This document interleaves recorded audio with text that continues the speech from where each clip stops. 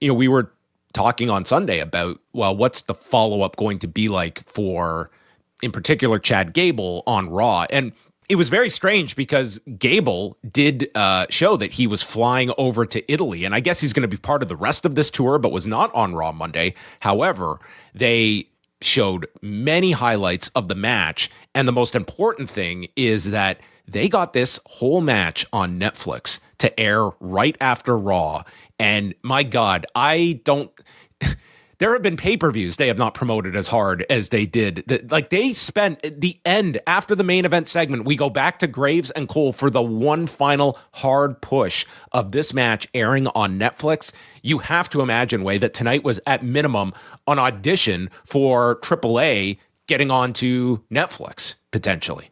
Very well could be. Yeah, they were treating it like that tonight. Like, they hammered this throughout the 2.5 hours. Well, even if it's I'm sure, like, ideally they would have somebody as big as a Netflix be, one of the bidders for the show. Yeah, right.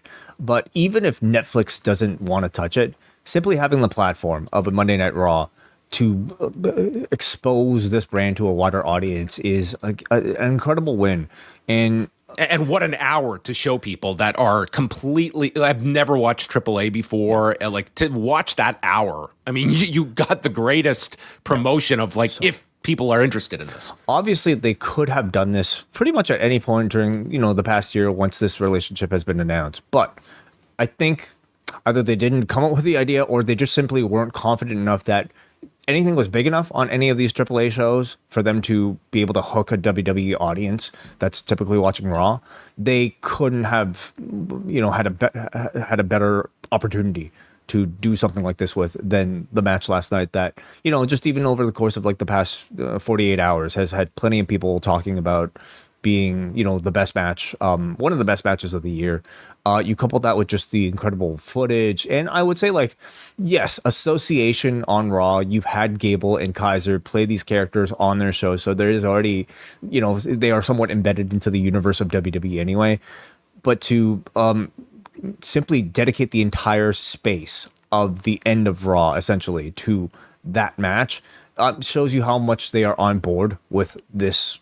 Well, how much they acknowledge the reaction that this match has received since.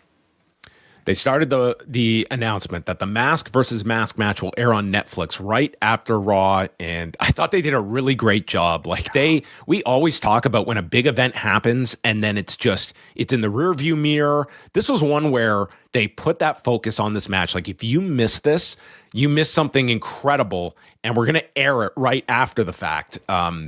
I just thought they did such a great job, and I was not expecting this level of promotion. But I think Netflix was the key here of, like, however this came together. I don't think this is a guarantee. If this hadn't been so well received, that this was going to, like, we have never seen this before of Netflix showing any interest in additional WWE content, and they did for this. Yeah, I'm sure they had to clear it with Netflix to be able to say, hey, can we extend our, like, broadcast window by another hour? Now, this is not appearing on Netflix, at least to my knowledge, as its own thing. Like, I don't know if you'll be able to search. Yeah, I should try that, actually. Can you search Noche de los Grandes and find the show? I don't know, but it at least it was just simply broadcast as an extension to tonight's edition of Raw, so that the total broadcast time was about, like, what, 3.5 hours? Yeah, it was just like the live stream. Yeah, there's no searching, and it doesn't come up when you search for it. I don't know if it's if it's attached to the episode of Raw, or if this was. But nonetheless, it is unprecedented. I would say that they would use their own space to highlight what you might consider a lower tier brand. Think of all the great NXTs that have attracted incredible buzz that never had this sort of treatment. Now, of course, they never had Netflix where they could just extend a broadcast window like this. But they had plenty of opportunity throughout the course of, like, the past year and a half to do something like this for really any of their, again, lower tier brands, and they chose not to up until this point. So it says just how much they, again, acknowledge and maybe see this as an opportunity to really publicize the AAA brand. Yeah. I mean, and at the very least, like if you were not able to get this on Netflix, like they're just sending you to, like, I just think they created such an awareness of this match. If you hadn't seen it already from the word of mouth, you certainly got it from the urgency they presented on this show. Yeah. And again, all of it in an effort to just promote AAA itself, right? And this was, I think, the best they promoted AAA on Raw since the whole association began. And I will say, I was not necessarily convinced this would be the case, but it's certainly, from airing Gable's whole promo afterwards and unmasking, like this guy's coming back as a babyface on Raw, and it feels like he's going to get an actual push out of this, and at least they are going to, like, he's not just going back to his old heel role. Like, they're clearly going to take this and run with it, and maybe it was the right call not just throwing him back onto Raw if they don't have a solid idea in place for him yet. Sure, yeah. I imagine, like, essentially by airing it attached to Raw, they are making that match fully part of the canon of WWE Raw storytelling, and therefore Gable, whatever he's doing after this, should come directly after the events that you saw in the mask versus mask match. I don't know.